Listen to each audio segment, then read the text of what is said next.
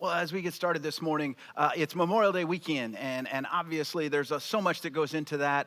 As a country, we celebrate it. As a culture, we understand it. There's something significant about being willing to sacrifice your life for your friends. As a matter of fact, as believers and followers of Jesus, nobody understands that better than we do, what it is to look and see someone sacrifice out of love. And so I hope as you celebrate Memorial Day weekend, this weekend, you get an opportunity to do two things: to remember, but also to be reminded not only of the service that other people have given and done things in your behalf, but of what Christ has done for you as well. It is a great way to connect the things that have happened in your life with who Jesus is. And so enjoy Memorial Day weekend. Now, next week, we are starting a brand new series. I hope that you'll be here, and I hope you'll bring somebody with you. It's called Fresh Starts, Second Chances, and Do-Overs. And it's exactly what it sounds like. It's for anybody that has ever felt like, I kind of need to start again. I kind of need to try again. I kind of fell down. I'd like to get back up. But beyond that, it is a great series. If you or someone you know has sat and kind of wondered, how come things are the way they are? And how did we get here? And what are we supposed to do about it? What does God think about the world? You're not going to want to miss this series as we jump into the book of Genesis and spend some time understanding beginnings. So I hope that you will be here and bring somebody with you as we engage that series beginning on June 2nd.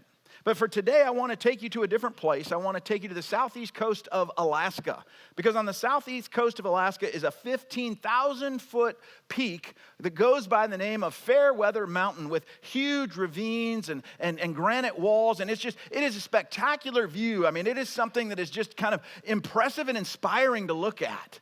Here's the kicker, though. The reason it's called Fairweather Mountain is because you can only see it when the weather is fair. And at this particular location on our planet, that's only about 20 days a year. Because the other 340 plus days on average, it is clouded over and sunk in with fog, and you cannot see the mountain. It's only visible for about 20 days a year. So some of you adventurers are thinking about, well, how can I get there and go see that so I can say that I saw it? It's called Fairweather Mountain because it's only there in a brief window.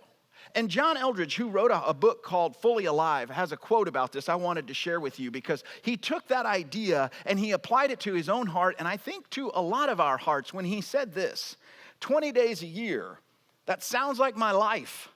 I think I see what's really going on about that often. The rest of the time, it feels foggy. I would love to wake up each morning knowing exactly who I am and where God is taking me, zeroed in on all my relationships, undaunted in my calling. But most days are like driving with a dirty windshield.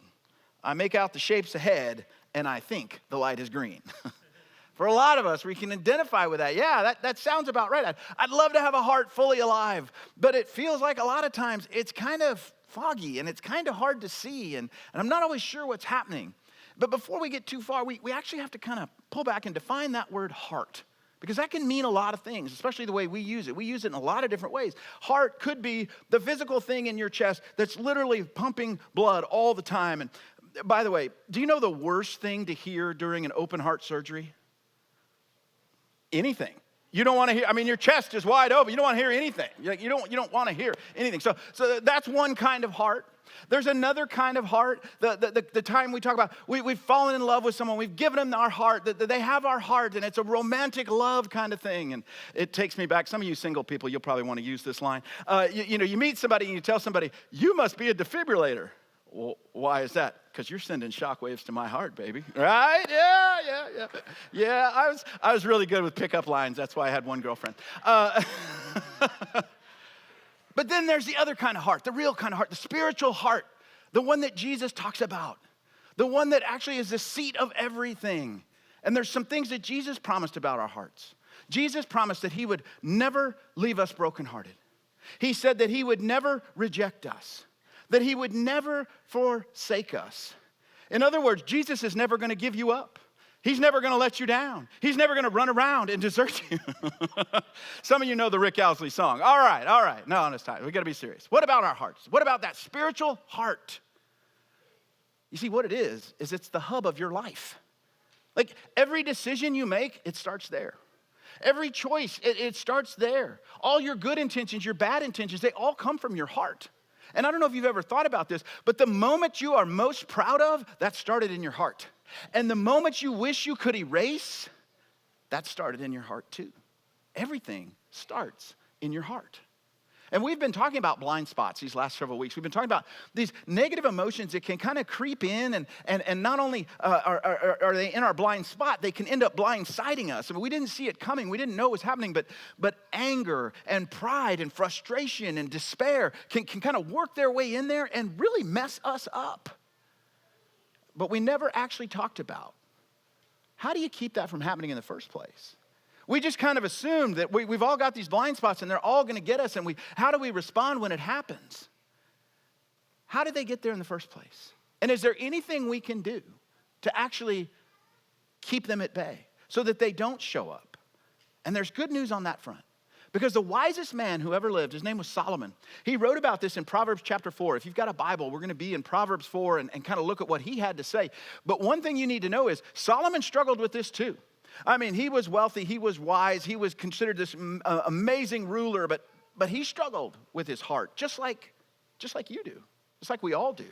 As a matter of fact, Jesus said something incredibly countercultural to us today when he talked about the heart.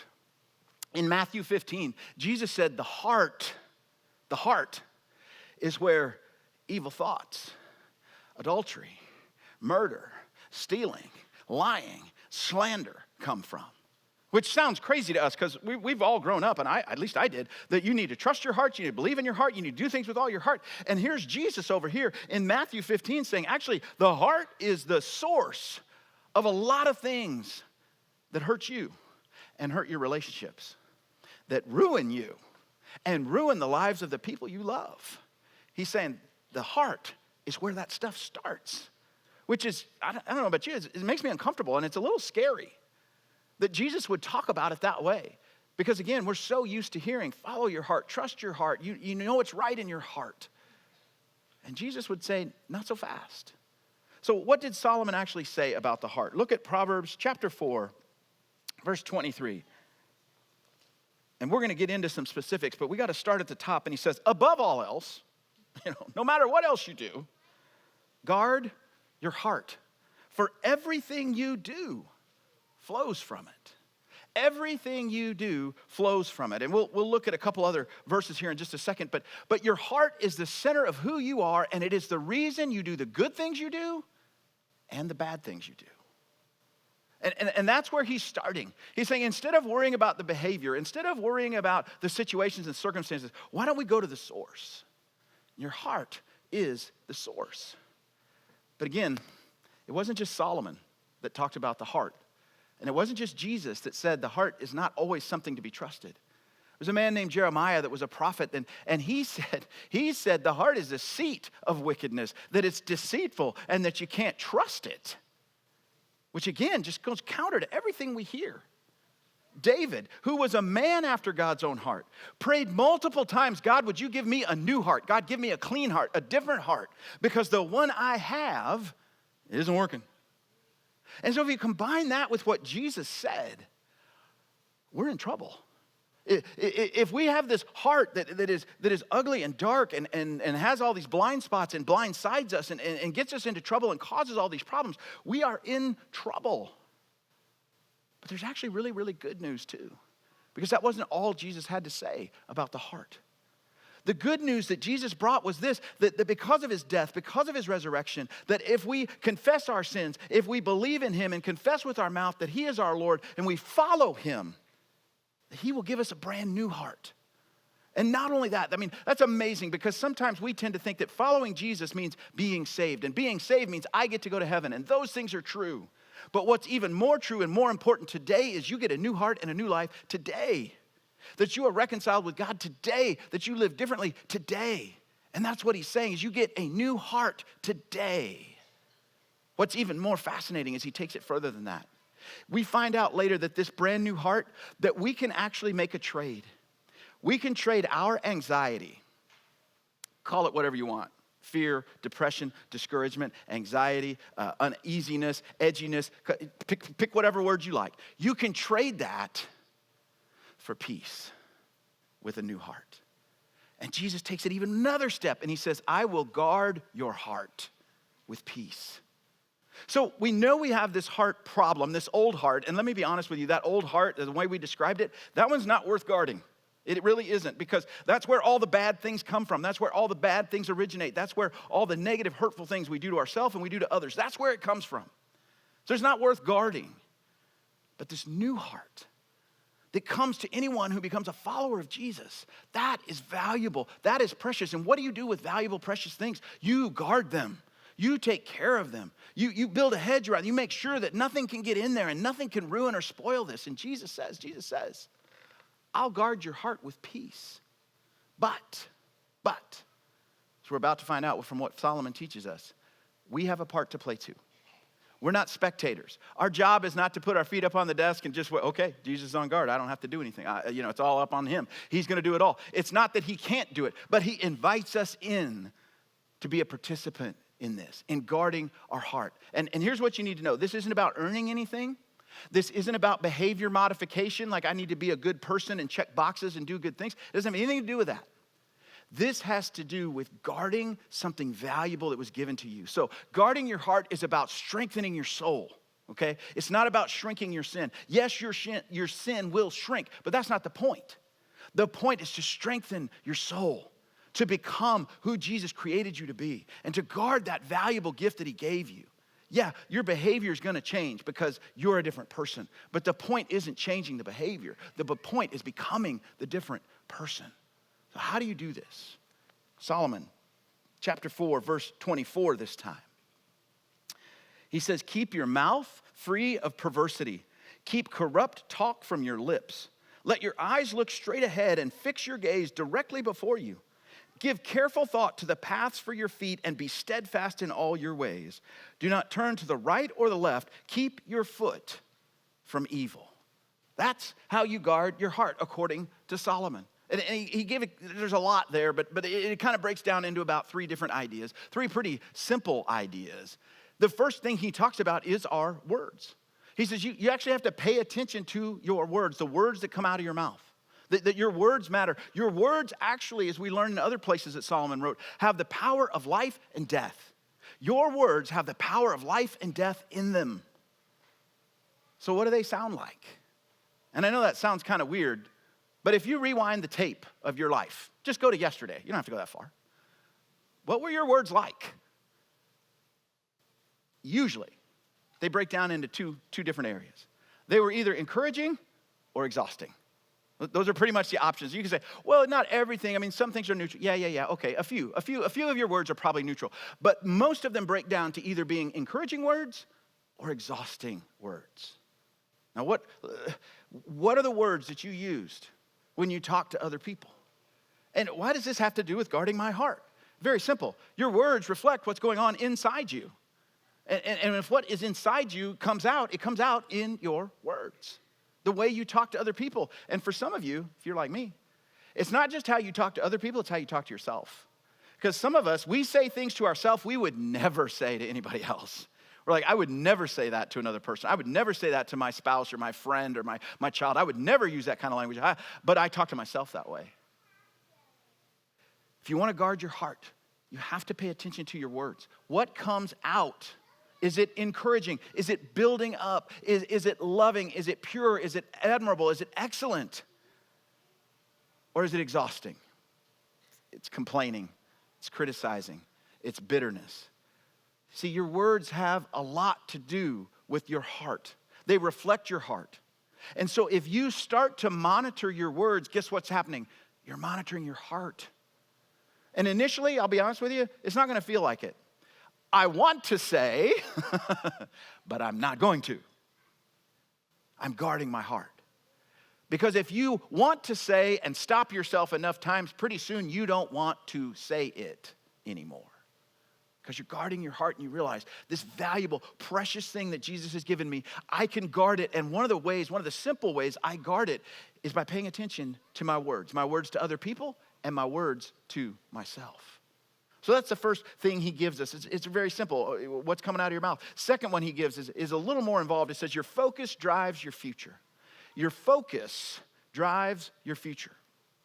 I don't know if you've ever taught somebody to drive a car, or if you remember when you learned how to drive a car. One of the things I remember was my dad taught me, and I got to teach both of my girls this, that when you were driving, you always tend to kind of look one way or the other. So you look to the left where the curb is, and if you're not careful, you kind of start sliding over to the curb, which is dangerous because if you hit that curb at 30, 40, 50 miles an hour, bang, it's going to throw you out into the street. The other side is you kind of start to look at the lane lines, and you start drifting towards the lane lines. If you're not careful, you end up in somebody else's lane. How do you stay in the center? You know this. You don't even think about it anymore. You look ahead to where you're going, not what you're passing by. You pay attention to where you want to be, your future. That's what keeps you in the middle of the lane. It's the same with your heart. You pay attention to where you're going and where you want to be.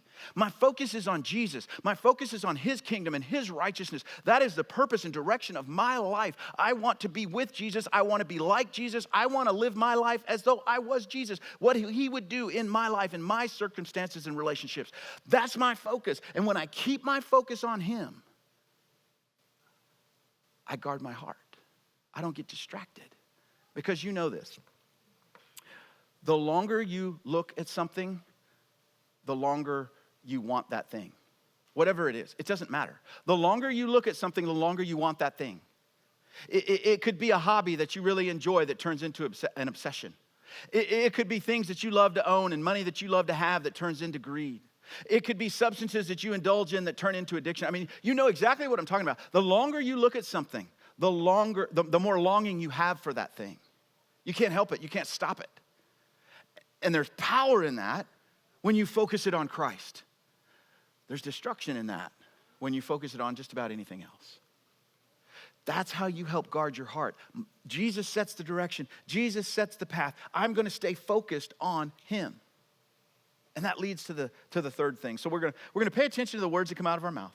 We're going to set our focus on Christ, and then we're going to carefully craft your path. Carefully craft your path. What does that mean? What are we talking about? This is really a simple idea. It's like I said, Jesus sets the direction. If you're a follower of his, he's in charge, he's the Lord, he determines the direction, he gives direction, and you follow. But here's something we don't think about too much. You have the ability to choose how hard or how easy the path is. You get to choose a lot of that.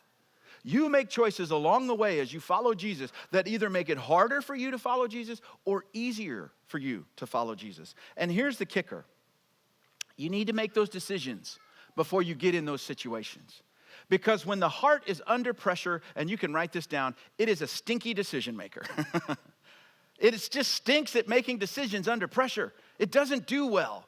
It's why you look back and go, why did I say that? Why did I do that? Why did I ever agree to that? Because your heart under pressure is a bad decision maker. So make the decision ahead of time. Make the decision to make it easier to follow Jesus, not harder to follow Jesus. There may be things that you have to decide against. Let me give you an example, a couple of examples of that. Maybe you decide that, hey, I know as a dad or as a mom that I really need to invest in my kids because it matters that they learn to know, love, and follow Jesus. And so I'm going to invest in my kids, which means I've made the decision that at night when they get home from school, I know we're at summertime, but I'm not going to get on a device. I'm not getting on my phone, on my tablet, on my laptop until the kids go to bed because I want to put my focus on them. I'm not going to do that. Maybe it's not that. Maybe you want to get healthy. You know what? I know that God's called me to important purpose. I want to take care of the body and the life and the health that he's given me as best I can. And so I want to make a decision that will help me stay healthy. I'm going to join a gym that's on the way home from work. Like I have to drive by it every day. So there's more chance that I will go there. Maybe screens have just gotten too much of your time in your life. I had a friend, I so admired him for this. He spent too much time playing video games. So he decided this. He said, here's what I do now. I unplug it, I disconnect it from the TV, I put all the games in the sleeves, I take the console, the controllers, and all the games, and I put them up on the highest shelf in my closet. And I close the door. He goes, I can still play, but I gotta really wanna play. I have to go get the step stool, get it down from the top shelf, go hook everything up, plug everything in, put the game in, play the game, and then when I'm done, I make myself put it back so that I don't waste time. I don't just fill my mind with mindless stuff. And maybe it's not that complicated for you. For me, it was deleting an app, right? I had Instagram on my phone. And I realized, this is probably about 9 months ago, I realized I'm spending way too much time on Instagram. I'm looking at stuff that has no bearing on anything. Occasionally there's something funny. Occasionally the algorithm sneaks in things that are inappropriate. Occasionally the algorithm sneaks in things that are political and get me all, jazzed up about something or angry about something. Occasionally I see what people at Mountain Ridge are doing on the weekend, and I'm like, this is not helping me, right? I gotta get off of this. It was very simple. Delete. Done. No problem. So sometimes it's a matter of the things you don't want to do, just make it really hard to do them. Same way on the other side. I want to honor Jesus with my marriage. Great. Put date night on the calendar. Put it on the calendar and keep it there. Make it as important as any appointment that you have. We are doing this because we are investing in our marriage. It's easy. Maybe, hopefully, you say, you know what? I want to know Jesus better. One of the best ways to know Jesus better is to read the Bible.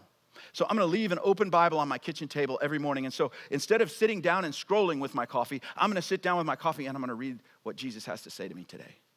And all those devices that we have, you're going to set a timer to remind you to pray at a time where you know you have some margin that goes off and dings and just reminds you, take 10 minutes and talk to Jesus today. And now all of a sudden, you have made it easier to follow Jesus instead of harder. You get to choose. That's what Solomon's saying. You want to guard your heart? Then you craft a path that makes it hard for you to do the things you don't want to do and easier for you to do the things you do want to do. You see, we say it all the time. God is for you. Jesus is for you. Absolutely. This Mountain Ridge Church, we are for you. But there are things we can't do for you. You have to do them for you. We can't guard your words. You have to do that. We can't determine your focus and your future. You have to do that. We can't craft your path. You get to make the choices. You have to do that. So it's not that God is abandoning you, but he's inviting you into this process to be a part of it.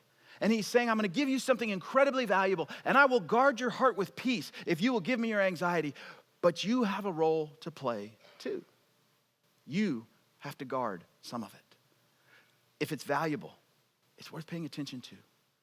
And this new heart is so valuable that it does deserve your absolute best.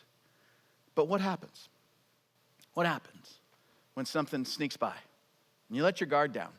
You weren't paying attention, or you thought you were, and it was sneaky and you got distracted, or whatever happened, and all of a sudden you find yourself, oh man, I thought I was being vigilant, but I wasn't. Something got in there. I've shared this with you before. There's about 4 things, ugly things in our heart, that everything else rolls up under. That you can, slice and dice it into 100 different things and situations and circumstances, but the reality is most of the things that get us off track, and as soon as I share them with you, you'll go, oh yeah, that makes sense. As soon as I share them with you, you'll see, yeah, pretty much all the things I've done or all the mistakes I've made roll up under one of these categories. And what I want you to think of them is this. I want you to think of them as that little annoying light that goes on in your car when something's wrong. That little indicator on your dashboard that lights up and bling, something's not the way it's supposed to be. And it's annoying because it's always expensive, but in life, in your heart, this is an indicator something's off. Something snuck by, and you need to pay attention quickly.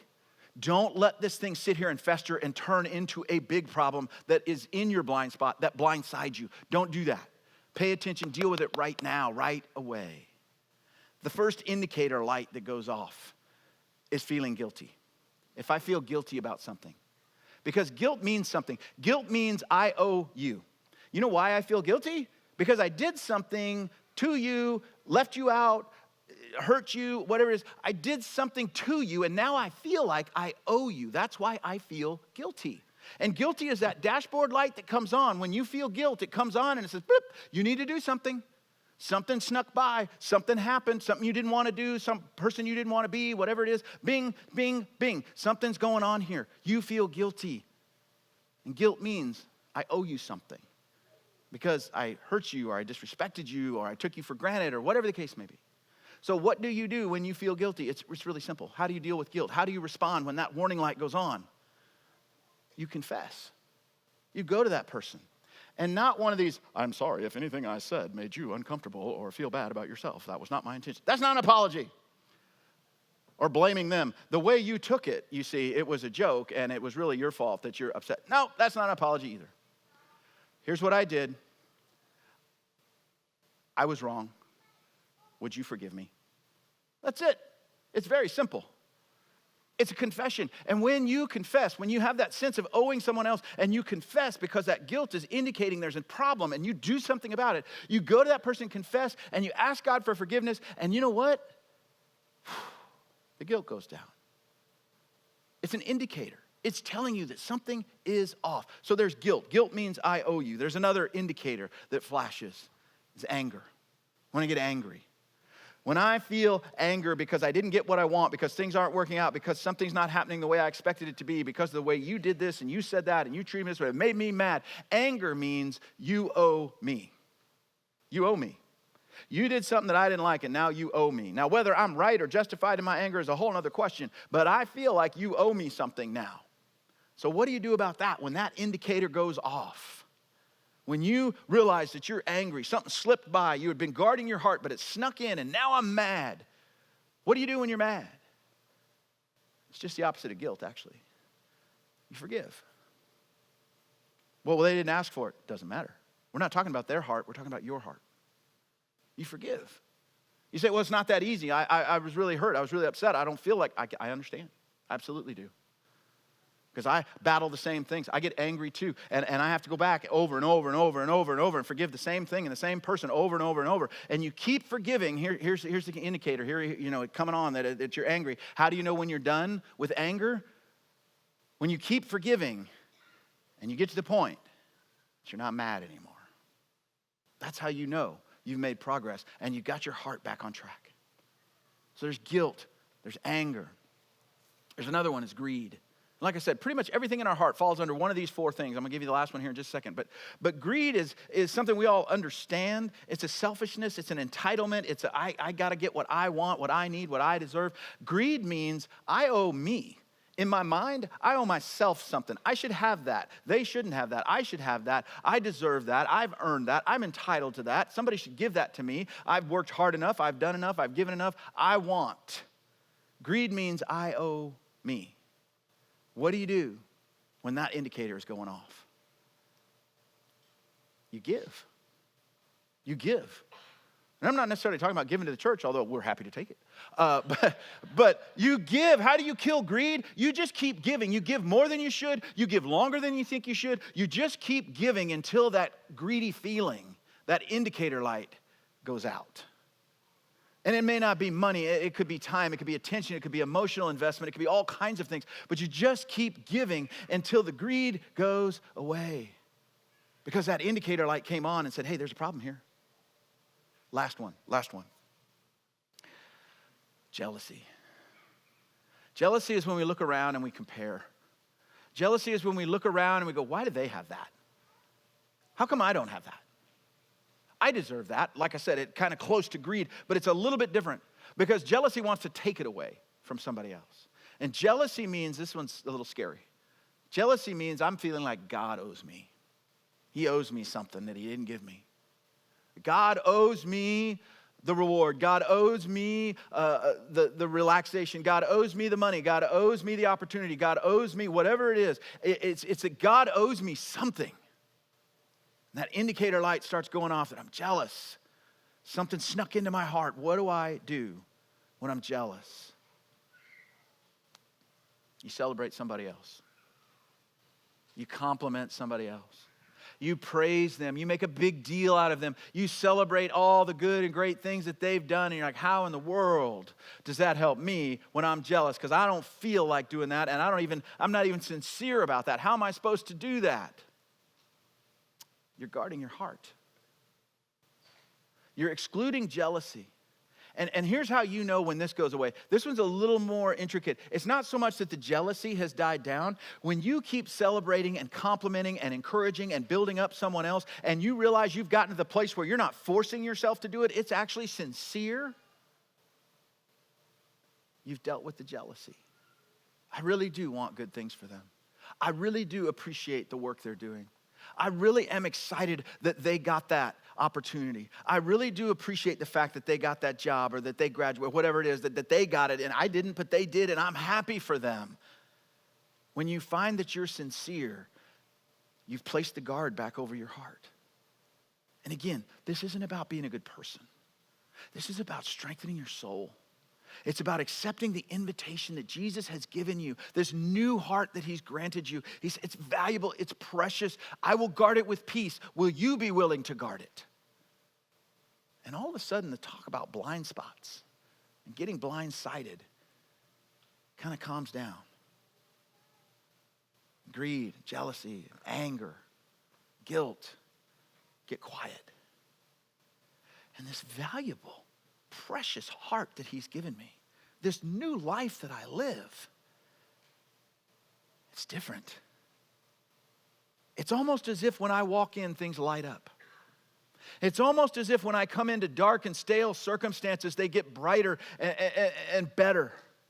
And it's not me, it's the heart that he's given me, and it's what he's doing in my life. That's who we're called to be if you're a follower of Jesus.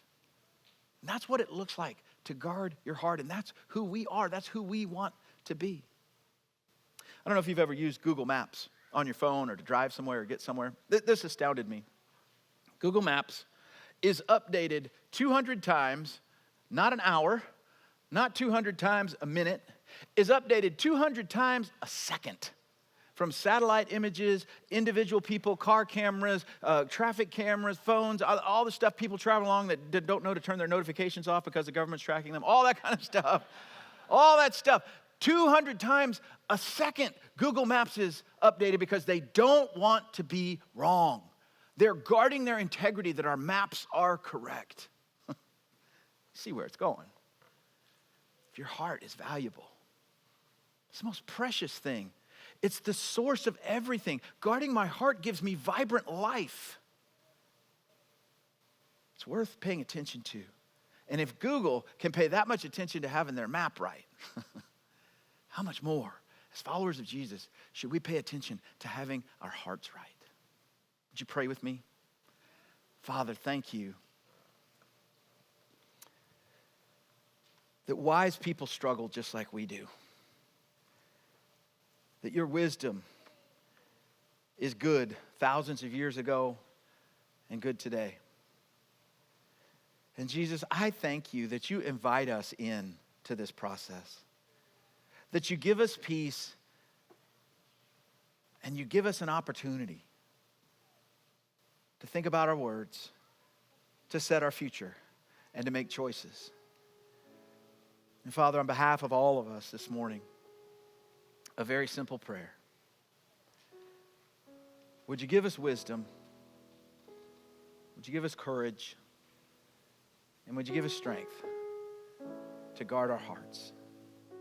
Because we are so deeply, incredibly thankful for the life we have in Christ. We consider the cost. We realize that you are not just love, but you are loving us. Jesus, it makes us want to do better. It makes us want to live differently. And I pray that you would help us do that today. It's in your name we pray. Amen. Let's stand together as we continue to worship.